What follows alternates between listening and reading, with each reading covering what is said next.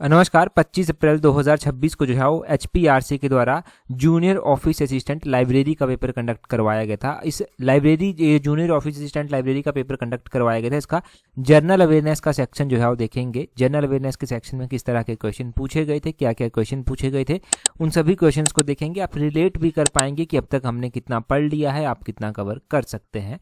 Question number 1 से हम discussion को अभी स्टार्ट करेंगे। यहाँ पर थोड़ी थोड़ी जानकारी हम हर एक क्वेश्चन से लेते भी रहेंगे ताकि अगले किसी एग्जाम में रिलेट कर कुछ ऐसे क्वेश्चंस पूछे जाते हैं तो आपको हेल्प मिल सके। बोलते हैं the Sahara Yojana of Himachal Pradesh provides financial assistance to patient suffering from which of the following. तो बोलते हैं कि देखिए सहारा योजना सरकार के द्वारा जो है वो चलाई गई है। अब बोलते हैं कि इस सहारा योजना के तहत जो है वो सरकार बोलते हैं कि किस बीमारी से पीड़ित रोगियों को जो है वित्तीय सहायता प्रदान जो है वो करती है। यहाँ पर देखिए सरकार ने जो सहारा योजना चलाई है वो उन पेशेंट्स के लिए चलाई है जो सीरियस और क्रॉनिक इलनेस से जो है वो सफ़र कर रहे हैं, मतलब गंभीर और पुरानी बीमारियों से सफ़र कर रहे हैं, उनके लिए ये सहारा योजना चलाई गई है। ऑप्शन सी इसका सही आंसर होगा। अब देखिए सहारा योजना के तहत सरकार जो है वो वित्तीय सहायता भी देती है। तो कितनी वित्तीय सहायता दी जाती है, कितनी फाइनेंशियल असिस्टेंस जो है वो दी जाती है, तो इसमें जो है 3,000 रुपया जो है वो इन पेशेंट्स को जो है पर मंथ जो है वो दिया जाता है। ठीक है, 3,000 रुपया पर मंथ इनको दिया जाता है। इस योजना को मुख्यमंत्री सहारा योजना के नाम से जो है वो जाना जाता है। अगर हम लेटेस्ट आंकड़े देखेंगे इस योजना में कितने लोगों को बेनिफिट मिल चुका है, तो अभी तक 34,709 34,709 लोगों को फायदा मिल चुका है। ये योजना कब से इंप्लीमेंट की गई है, तो ये 2019 जुलाई 15 से जो है वो इंप्लीमेंट की गई है हिमाचल में। अगला क्वेश्चन देखिए क्या बोलते हैं according to Himachal Pradesh economic survey 2024-25 बोलते हैं which of the following sub sector of agriculture contributed the highest share of the total agriculture and allied gross state value added during the financial year 2024-25। तो बोलते हैं कि अगर हम हिमाचल का आर्थिक सर्वेक्षण देखते हैं 2024-25 का, तो बोलते हैं कि 2024-25 के आर्थिक सर्वेक्षण के अनुसार बोलते हैं कि जो कृषि और संबंध क्षेत्र में कुल सकल राज्य मूल्य वर्धित है, जिसको बोलते हैं GSBA, बोलते हैं कृषि के किस उप क्षेत्र में सबसे अधिक उसका योगदान है। एग्रीकल्चर और एलाइड सेक्टर जो आता है ना, उसके भी आगे सब सेक्टर जो है वो आते हैं। तो यहाँ पर आपको वही बताना है कि एग्रीकल्चर एंड एलाइड का जो है वो कौन सा सब सेक्टर सबसे ज़्यादा कंट्रीब्यूट करता है। तो ये क्रॉप सब सेक्टर जो है वो सबसे ज़्यादा कंट्रीब्यूट करता है। CROP क्रॉप इसका सही आंसर हो जाएगा, फसल। अगर हम यहाँ पर और भी बात करते हैं कि अभी का इकोनॉमिक सर्वे है उसके अकॉर्डिंग आपको जो है क्या क्या डाटा ध्यान रखना है। देखिए अभी का भी इकोनॉमिक सर्वे जो है वो आ चुका है और अभी के इकोनॉमिक सर्वे के अकॉर्डिंग, तो अभी का इकोनॉमिक सर्वे है 2025-26 का इकोनॉमिक सर्वे, और इसमें भी जो है ये क्रॉप सेक्टर ही सबसे ज़्यादा कंट्रीब्यूशन जो है वो करता है। हमारे पास यहाँ पर फिशरीज दिया गया है, फॉरेस्ट्री दिया गया है, लाइव स्टॉक दिया गया है। अगर हम लेटेस्ट आंकड़े देखते हैं तो कितना कितना कंट्रीब्यूशन किस सेक्टर का जो है वो रहता है। तो सबसे पहले क्रॉप सेक्टर का आपने ध्यान रखना है। इसका कंट्रीब्यूशन 57.12% जो है वो रहता है, सबसे ज़्यादा इसका रहता है। यहाँ पर फिशरी दिया गया है तो ये जो फिशरी सेक्टर है इसका 1.03% जो है वो रहता है। फॉरेस्ट्री दिया गया है तो फॉरेस्ट्री का 24.4% कंट्रीब्यूशन रहता है। लाइव स्टॉक यहाँ पर दिया गया है, लाइव स्टॉक का जो है वो 17.45% जो है वो रहता है। तो सबसे ज़्यादा किसका रहता है क्रॉप का, और सबसे कम किसका रहता है, वो फिशरीज सेक्टर का जो है वो रहता है। अगला क्वेश्चन देखते हैं हमारे पास क्या पूछा गया है। बोलते हैं in which year was the first British residence a wooden cottage setup in Shimla. तो बोलते हैं कि शिमला में पहला जो बोलते हैं कि लकड़ी का एक कॉटेज बनाया गया था, बोलते हैं वो जो है वो कौन से ईयर में स्थापित जो है वो किया गया था। तो शिमला में ब्रिटिश निवास में जो है वो 1819 में ये सबसे पहले जो है वो एक कॉटेज बनाया गया था, वुडन कॉटेज जो है बनाया गया था।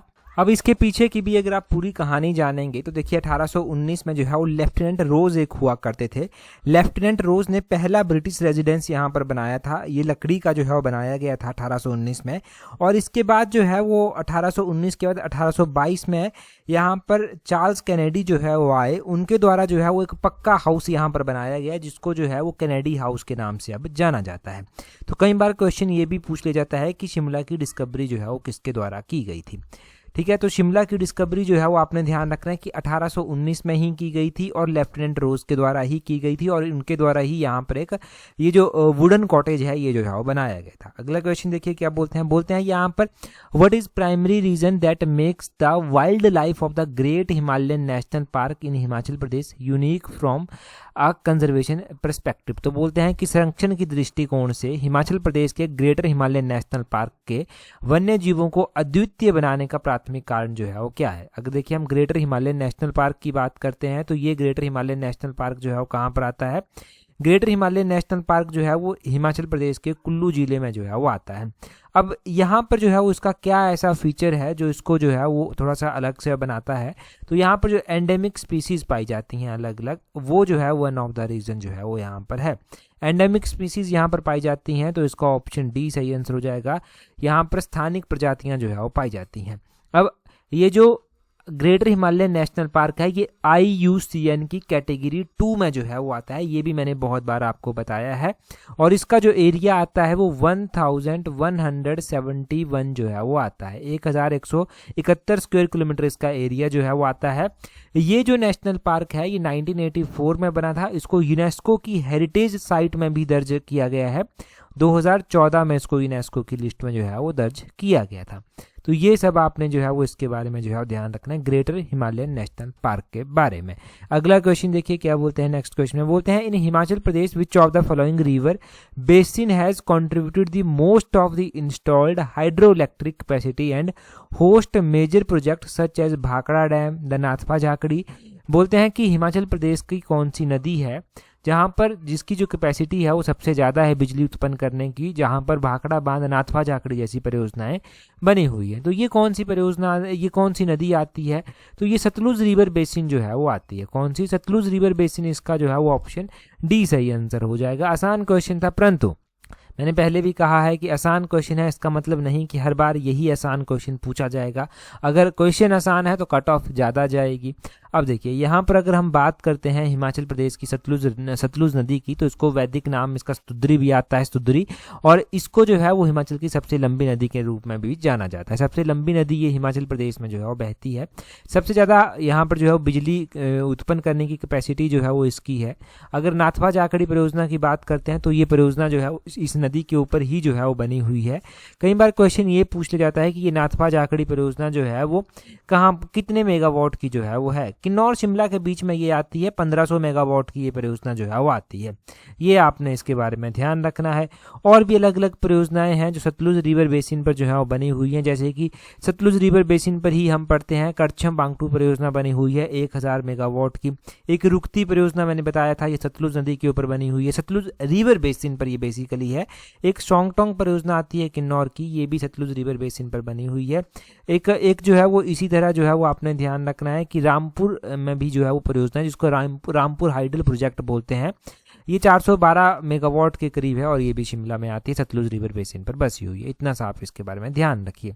देखिए अगर आप तैयारी कर रहे हैं ना अपने जनरल अवेयरनेस के सेक्शन के लिए और चाहते हैं टेस्ट सीरीज प्रैक्टिस करना, क्योंकि जो बच्चा अच्छे से तैयारी कर रहा है उसको पता है कि जनरल अवेयरनेस का सेक्शन इंपॉर्टेंट है, क्योंकि आपको मेरिट में आना है। 80 से 90% आपको परफॉर्म करना है, तब जो है वो अपनी सीट पक्की कर पाएंगे। तो हर एक सेक्शन, हर एक क्वेश्चन यहाँ पर इंपॉर्टेंट है। तो आप जनरल अवेयरनेस की टेस्ट सीरीज के साथ जुड़ सकते हैं, जिसका लिंक नीचे डिस्क्रिप्शन बॉक्स, कमेंट बॉक्स में दिया गया है। जनरल अवेयरनेस की जो फुल लेंथ टेस्ट सीरीज है, टेस्ट सीरीज में वो हमने वीडियो एक्सप्लेनेशन के साथ ही डिस्कस की है, ताकि कॉन्सेप्ट क्लियर हो सके, चीज़ों को लिंक कर आप आगे बढ़ सकें। तो टेस्ट सीरीज का लिंक है नीचे डिस्क्रिप्शन बॉक्स, कमेंट बॉक्स में, उसको आप ज्वाइन जो है वो कर सकते हैं। टाइमली ज्वाइन कीजिए, क्योंकि पढ़ने के लिए बहुत कुछ है और जितना जल्दी ज्वाइन करेंगे उतना जल्दी चीज़ों को रिवाइज भी कर पाएंगे। रिवीजन सबसे ज़्यादा इंपॉर्टेंट है। चीज़ें पढ़ना इनफ नहीं है, उनको याद रखना, याद रखकर आगे बढ़ना इंपॉर्टेंट है। अगला क्वेश्चन देखिए क्या बोलते हैं as of November 2025 according to the constitution of India which of the following not a fundamental right. तो ये तो ऐसे ही नवंबर 2025 लिख दिया है यहाँ पर, परंतु अगर हम बात करते हैं कि इनमें से कौन सा जो है वो हमारा फंडामेंटल राइट नहीं है, तो right to property is not fundamental right. तो राइट टू प्रॉपर्टी पहले फंडामेंटल राइट हुआ करता था, परंतु इसको फिर फंडामेंटल राइट की लिस्ट से जो है वो हटा दिया गया। कैसे इसको फंडामेंटल राइट की लिस्ट से जो है वो हटाया गया वो भी पता होना चाहिए आपको।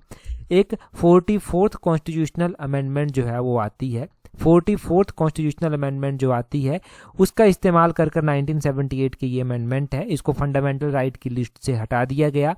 ये जो है वो कौन से आर्टिकल में पहले आता था, तो इंडियन कॉन्स्टिट्यूशन के आर्टिकल नंबर 31 में जो था ये आता था, 31 में ये आता था। और इसको यहाँ से हटाकर जो है वो इसको जो है वो आर्टिकल नंबर 308 300A में जो है वो डाल दिया गया, 300A में जो है वो इसको डाल दिया गया। अब आर्टिकल नंबर 300A में इसको डाल दिया गया और इसको जो है वो फिर लीगल राइट जो है वो बनाया गया। तो लीगल राइट अब जो है ये है, तो article 300A, 31, 44th constitutional amendment, ये सारे क्वेश्चन इंपॉर्टेंट हुए। अगला क्वेश्चन बोलते हैं, as announced in December 2025 India is set to deploy its indigenous integrated air defence system to safeguard which region from the aerial threats. तो बोलते हैं दिसंबर 2025 में की गई घोषणा के अनुसार भारत में हवाई खतरों की सुरक्षा के लिए जो है वो एक स्वदेशी एकीकृत वायु रक्षा प्रणाली को किस क्षेत्र में तैनात करने की तैयारी है। दिल्ली एनसीआर इसका सही आंसर है। अगला क्वेश्चन देखिए क्या पूछा गया है, बोलते हैं what is the theme of world food day 2025 celebrated on 16 अक्टूबर 2025। यहाँ पर वर्ल्ड फूड डे की जो है वो थीम पूछी गई है और ये भी पूछा गया है कि वर्ल्ड फूड डे जो है वो 16 अक्टूबर को मनाया जाता है, इसकी थीम जो है वो आप बताइए। तो इसकी थीम भी हमने पढ़ी हुई है। अगर आप हमारी जो है वो जो डे 1 डे 2 वाली सीरीज़ है वो भी अगर आप देखेंगे तो उसमें भी हमने ये थीम पढ़ी हुई है। अगर आप अक्टूबर महीने के करंट अफेयर देखेंगे तो वहाँ पर भी ये आ जाएगी। अब इसकी थीम जो रखी गई है वो रखी गई है hand in hand for better food and better future. इसकी थीम ऑप्शन बी सही आंसर है, बेहतर भोजन और बेहतर भविष्य के लिए हाथ में हाथ, ये इसकी थीम रखी गई है। अक्टूबर महीने के जो हमने कंप्लीट करंट अफेयर भी हमने टेस्ट सीरीज ग्रुप में आपके साथ शेयर की हैं, उनमें भी देखना आप, क्वेश्चन नंबर 35 होगा। क्वेश्चन नंबर 35 में स्टेटमेंट बनाकर ये क्वेश्चन हमने डिस्कस जो है वो किया है। अगला क्वेश्चन देखिए क्या बोलते हैं where did Indian peasant launch a movement against the cultivation of indigo in 1859-1860। तो 1859-1860 में जो है भारतीय किसानों ने नील की खेती के खिलाफ बोलते हैं कहाँ आंदोलन जो था वो किया था। तो ये नील की खेती के खिलाफ आंदोलन जो हुआ था ये जो है वो बंगाल में हुआ था। इसका जो है वो ऑप्शन सी सही आंसर जो है वो हो जाएगा। अब नील की खेती के कारण, ये नील की खेती को लेकर जो है ये विद्रोह जो है वो हुआ, तो इसको जो है वो नाम क्या दिया गया है, इसको जो है वो इंडिगो रिवोल्ट जो है वो बोलते हैं। इंडिगो रिवोल्ट, नील विद्रोह हिंदी में इसको बोलते हैं। 1859 में ये हुआ था, तो ये ध्यान रखना, इतना क्वेश्चन यहाँ से बन जाएगा। आगे बोलते हैं at which event did India's Mohammed Afsal set a new national record in men's 800 metre race in May 2025। तो बोलते हैं कि मई 2025 में पुरुषों की 800 मीटर दौड़ में भारत के मोहम्मद अफसल ने किस प्रतियोगिता में एक नया रिकॉर्ड बनाया है। तो इन्होंने यूएई एथलेटिक्स ग्रांड प्रिक्स 2025 में ये नया रिकॉर्ड बनाया है। ऐसा पूछा जाएगा तो ऐसे ही पूछ ले जाएगा। आगे बोलते हैं where is the proposed leopard reserve planned in Maharashtra as announced forest minister Ganesh Naik on 10 December 2025। बोलते हैं 10 दिसंबर 2025 को वन मित्र गणेश नायक के द्वारा महाराष्ट्र में तेंदुआ रिजर्व बनाने की घोषणा की गई है। कहां पर, तो इसका जो पेंच रीजन है वहां पर की गई है। ऑप्शन बी सही आंसर है। अब यहां पर ना आपको कुछ नहीं करना था, यहां पर आपको बेसिकली पता होना चाहिए था कि पेंच नेशनल पार्क जो है वो कहां पर आता है। पेंच नेशनल पार्क आपने ध्यान रखना है कि ये नेशनल पार्क जो है वो वैसे तो मध्य प्रदेश में अभी आप पढ़ते हैं, परंतु इसकी जो बाउंड्री है महाराष्ट्र तक जो है वो फैली हुई है। तो पेंच रीजन जो महाराष्ट्र वाला आता है वहीं पर ये जो है वो बनाया जाएगा। आगे बोलते हैं how did industrialisation transform urban centre in Britain during 19th century. की 19वीं शताब्दी के दौरान औद्योगिकीकरण ने जो है वो बोलते हैं ब्रिटेन में शहरी केंद्रों को किस प्रकार परिवर्तित किया। बोलते हैं पहली स्टेटमेंट में rise of factory based town की यहाँ पर कारखानों पर आधारित शहरों का उदय हुआ, या फिर बोलते हैं डिसअपियर ऑफ ट्रेड यूनियन की यहाँ से ट्रेड यूनियन ही जो है वो गायब हो गई, या फिर डिक्लाइन इन पॉपुलेशन ग्रोथ की पॉपुलेशन ग्रोथ में यहाँ की जनसंख्या वृद्धि में गिरावट आई, इंक्रीज इन रूरल आइसोलेशन की ग्रामीण अलगाव में वृद्धि हुई। अब देखिए 19वीं शताब्दी में इसके दौरान जो है 19वीं शताब्दी के दौरान औद्योगिकीकरण जो इंडस्ट्रियलाइजेशन थी इसने ब्रिटेन के शहरी केंद्रों को जो है वो परिवर्तित किया। यहाँ पर परिवर्तित ऐसे किया गया कि जो फैक्ट्री बेस्ड टाउन थे ना वो इंक्रीज हो गए, कारखानों पर आधारित शहरों का उदय हुआ। तो इसका ऑप्शन ए सही आंसर हो जाएगा।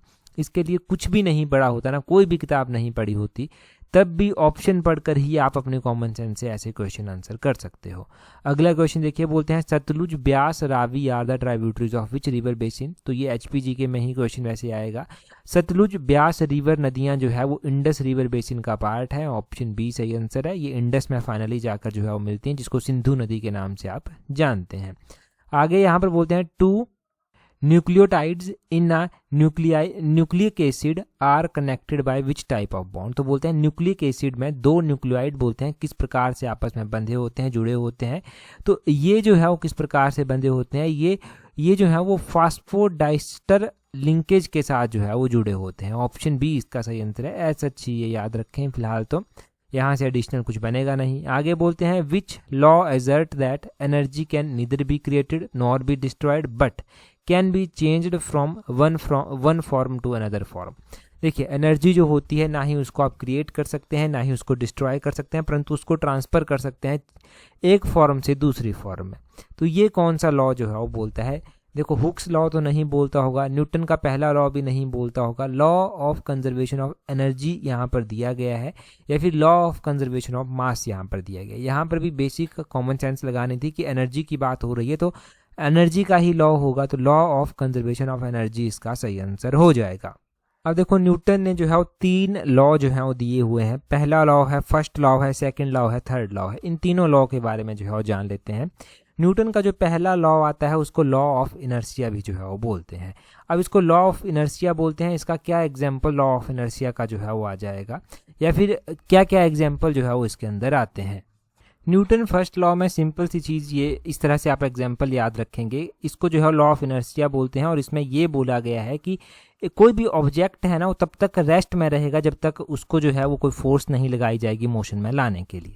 एग्जाम्पल के लिए, आप बस में बैठे हुए हैं, गाड़ी में बैठे हुए हैं, और बस या गाड़ी में एकदम से ब्रेक लगती है तो एकदम से झटका आपको लगता है, तो वही इसका एग्जाम्पल जो है वो आ जाएगा। ठीक है, एक फोर्स जो है, अनलेस फोर्स आपको नहीं लगती तब तक आप जो है मोशन में नहीं आएंगे। सेकंड लॉ न्यूटन का आता है, इसको जो है वो लॉ ऑफ एक्सेलेरेशन भी जो है वो बोलते हैं। सेकंड लॉ जो आता है इसका एग्जाम्पल क्या है? इसका एग्जाम्पल ये हो सकता है, आजकल आईपीएल मैच चले हुए हैं, तब आप देखते हैं कि कोई भी कैच आता है तो क्रिकेटर क्या करता है, क्रिकेटर जो है वो अपने हाथों को पीछे कर लेता है कैच करने के लिए। वो करता क्या है, वो हाथों को पीछे करता है, उससे ऐसा होता है कि जो फोर्स का इम्पैक्ट होता है उसके हाथों पर वो थोड़ा सा कम हो जाता है, और यही जो है वो लॉ ऑफ मूवमेंट में आता है, या फिर सेकंड लॉ ऑफ न्यूटन के सेकंड लॉ में जो है वो आता है। न्यूटन का तीसरा लॉ तो आपको पता ही है, every action there is equal and opposite reaction. यहाँ पर यही बोला गया है कि बोलते हैं कि कोई भी एक्शन है ना आपका, उसका इक्वल और अपोजिट रिएक्शन जो है वो होता है, इसमें ये बोला गया है। जैसे कि क्या, जैसे कि रॉकेट का ही एग्जाम्पल है। ठीक है, रॉकेट का जो गैसेज एग्जॉस्ट होती हैं नीचे से, वो उसको ऊपर की ओर धकेल देती हैं, तो इस तरह के एग्जाम्पल आ जाते हैं।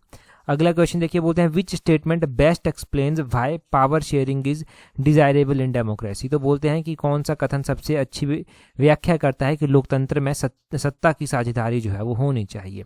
वो यहाँ पर पहले बोलते हैं it prevent concentration of authority, कि यह सत्ता के केंद्रीकरण को रोकता है, या फिर ये बोलते हैं कि it reduces political competition permanently, कि ये राजनीतिक प्रतिस्पर्धा को जो है वो स्थायी रूप से कम कर देता है, या फिर बोलते हैं it eliminates role of opposition parties, कि अपोजिशन पार्टी का रोल कम कर देता है, या फिर it promotes rules by single majority group, की ये एकल बहुसंख्यक समूह द्वारा शासन को बढ़ावा जो है वो देता है। देखिए, सिंपल सी बात है, डेमोक्रेसी में जो है वो बोलते हैं कि पावर किसी एक के हाथ में नहीं होनी चाहिए, पावर्स डिवाइड होनी चाहिए, क्योंकि ये क्या करता है, it prevents concentration of authority, ये सत्ता के केंद्रीकरण को रोक देता है। अगर किसी एक के हाथ में ही सत्ता होगी तो उसका तो दिमाग खराब हो जाएगा, वो तो अपनी मर्जी से कानून बनाएगा, वो तो अपनी मर्जी से रूल करेगा, और लोगों का बच्चों का एक्सप्लॉयटेशन जो है वो होगा। आपको क्या लगता है कि हमारे यहाँ पर जो है वो किस तरह का रूल अभी है? अगला क्वेश्चन देखिए क्या बोलते हैं which committee is known for determining the poverty line in India constituted by planning commission in June 2012। तो 2012 में, जून 2012 में बोलते हैं कि एक गरीबी रेखा को निर्धारण करने के लिए एक कमेटी बनाई गई थी। वो कौन सी कमेटी थी?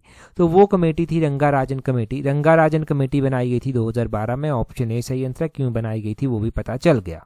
यहाँ पर और भी कमेटीज़ दी गई हैं, आपको ये ध्यान रखना है कि ये कौन कौन से ईयर में कमेटीज़ आई थी। जैसे कि यहाँ पर जो है वो दांडेकर समिति दिया गया है, दांडेकर कमेटी दिया गया है, ये कौन से ईयर की थी? ये लगभग 1971 की कमेटी थी। यहाँ पर तेंदुलकर कमेटी भी दिया गया है, तेंदुलकर कमेटी 2009 की कमेटी थी। और वैसे ही यहाँ पर जो है वो लकड़वाला कमेटी भी दी गई है, ये 1993 की जो था वो कमेटी थी, ये 1993 की थी। और दूसरा यहाँ पर रंगाराजन कमेटी दिया गया है, वो तो आपने जान ही लिया वो कौन से ईयर की थी। तो कई बार मैच करने को ये दे देते हैं। आगे बोलते हैं as you move down a group in periodic table the atom size generally. तो बोलते हैं कि जब आप बोलते हैं आवरण सारणी में पीरियोडिक टेबल में बोलते हैं किसी समूह में नीचे जाते हैं तो परमाणु का आकार आमतौर पर क्या होता है, तो वो इंक्रीज हो जाता है, बढ़ता रहता है। अगला क्वेश्चन देखिए, बोलते हैं a seasonal nature of sugar industry is mainly due to. तो बोलते हैं कि चीनी उद्योग जो है, शुगर इंडस्ट्री जो है, वो उसका जो बोलते हैं मौसमी प्रकृति इसकी होती है। किस कारण ये होती है? क्योंकि लिमिटेड क्रशिंग सीजन ऑफ केन होता है, गन्ने की पेराई का सीमित सीजन ही जो है वो होता है। ऑप्शन सी इसका सही आंसर है। आगे बोलते हैं वन की feature of formal sector loan is. तो जो औपचारिक क्षेत्र हैं उसमें ऋणों का प्रमुख विशेषता क्या है? तो इसमें प्रमुख विशेषता है इसकी supervision by government regulation. Option D सही आंसर है। सरकारी नियमों द्वारा पर्यवेक्षण इसमें किया जाता है। आगे हमारे पास जो है वो यहाँ पर हिंदी के क्वेश्चन जो है वो चलते हैं। तो यहाँ पर बोलते हैं कि स्त्री सुरक्षा केंद्र एवं राज्य सरकारों की प्राथमिकता है। यहाँ पर बोलते हैं कि रेखांकित शब्द का पर्यायवाची आपको जो है बताना है। फिलहाल तो यहाँ पर रेखांकित कुछ भी नहीं किया गया है, रेखांकित मैं कर देता हूँ। सुरक्षा यहाँ पर रेखांकित शब्द जो है वो है। अब सुरक्षा का पर्यायवाची शब्द जो है वो आपको बताना है। सुरक्षा के पर्यायवाची शब्द होते हैं त्राण। यहाँ पर त्राण दिया गया है, ये सुरक्षा का पर्यायवाची होता है। यहाँ पर देखिए और भी ऑप्शंस दी गई हैं, जैसे कि यहाँ पर जो है वो यथेच्छ दिया गया है, इसका मतलब होता है इच्छा के अनुसार। यहाँ पर जो है वो निमग्न दिया गया है, इसका मतलब होता है डूबा हुआ या फिर किसी चीज में लीन आप बोल सकते हैं। किरीट यहाँ पर दिया गया है, किरीट का मतलब होता है ताज, मुकुट, इसको जो है वो बोलते हैं। तो त्राण यहाँ पर जो है वो क्या है? सुरक्षा का पर्यायवाची है। आगे बोलते हैं identify the antonym of the underline word in the given. तो यहाँ पर एंटोनियम आपको बताना है। यहाँ पर भी अंडरलाइन नहीं किया गया है वर्ड को, मैं अंडरलाइन कर देता हूँ। बोलते हैं the athlete was vigorous training daily with great energy. तो बोलते हैं कि यहाँ पर विग्रस वर्ड को जो है वो अंडरलाइन किया गया है, तो इसका जो है वो आपको एंटोनियम मीनिंग के अपोजिट मीनिंग जो है वो बताना है। तो विग्रस का मतलब जो है वो होता क्या है, पहले ये ध्यान रखना है।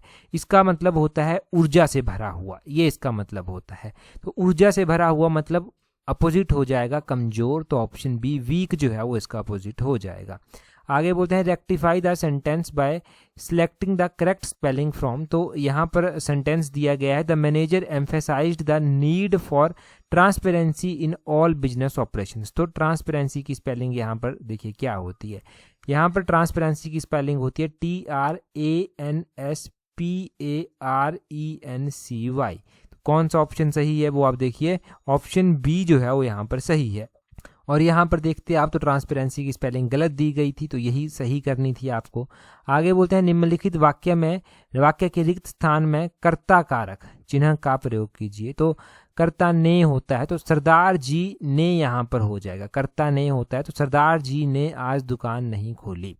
आगे बोलते हैं दिए गए वाक्य में रेखांकित शब्द का विलोम शब्द चुनिए। तो रेखांकित है यहाँ पर विवाद, विवाद का विलोम शब्द आपको चुनना है। तो विवाद का विलोम होता है निर्विवाद। ऑप्शन सी इसका सही आंसर है, निर्विवाद इसका विलोम होता है। आगे बोलते हैं the given statement has segment given in bracket. तो बोलते हैं यहाँ पर सेगमेंट है, replace the segment with the correct idiom. Correct idiom के साथ इसको रिप्लेस करना है। He was trying to explain the situation, but she ignored him and refused to listen or pay attention. तो यहाँ पर ignored him and refused to listen or pay attention, इसको जो है वो रिप्लेस करना है idiom के साथ। तो इसका हो जाएगा turn the deaf ear, कि उसकी तरफ से उसने मतलब एक तरफ से आंखें ही मूंद ली, अपने कान ही मूंद लिए। तो ये ऑप्शन बी इसका सही आंसर हो जाएगा। आगे बोलते हैं यहाँ पर कंप्लीट करना है सेंटेंस को। I could not attend the seminar dash personal issue due to personal issue. Due to personal issue जो है वो इसका हो जाएगा। यहाँ पर बोलते हैं दिए गए वाक्य में रेखांकित शब्द का पर्यायवाची शब्द चुनिए। तो सच्चा विचारक तथ्यों को तर्क संगत ढंग से परख कर नए दृष्टिकोण प्रस्तुत करता है। यहाँ पर अंडरलाइन वर्ड है विचारक, विचारक अंडरलाइन है। तो विचारक का जो बोलते हैं यहाँ पर पर्यायवाची हो जाएगा वो मनीषी, इसका पर्यायवाची जो है वो हो जाएगा मनीषी इसका पर्यायवाची जो है वो हो जाएगा। आगे देखिए क्या बोलते हैं। आगे यहाँ पर बोलते हैं select the option that can be used as a substitute for the bracket word segment. तो यहाँ पर ब्रैकेट में दिया गया है individual who deliberately refrains from certain pleasure और इंडल्जिस, तो बोलते हैं कि कोई भी व्यक्ति जो खुद को अलग कर लेता है कुछ ऐसे प्लेजर्स या फिर इंडल्जिस से, तो उसको क्या बोलेंगे, उसको एब्सटेनर जो है वो बोल देंगे। एब्सटेन कर लिया उसने खुद को वहाँ से, तो एब्सटेनर उसको जो है वो बोलते हैं। आगे बोलते हैं दिए गए वाक्य में कालवाचक क्रिया विशेषण का चयन करके जो है वो रिक्त स्थान की पूर्ति करनी है। तो आधुनिक समाज की समस्याओं के समाधान की खोज डैश जारी है, तो निरंतर जारी इसका हो जाएगा, निरंतर जारी जो है वो है। ठीक है जी, निरंतर जारी है।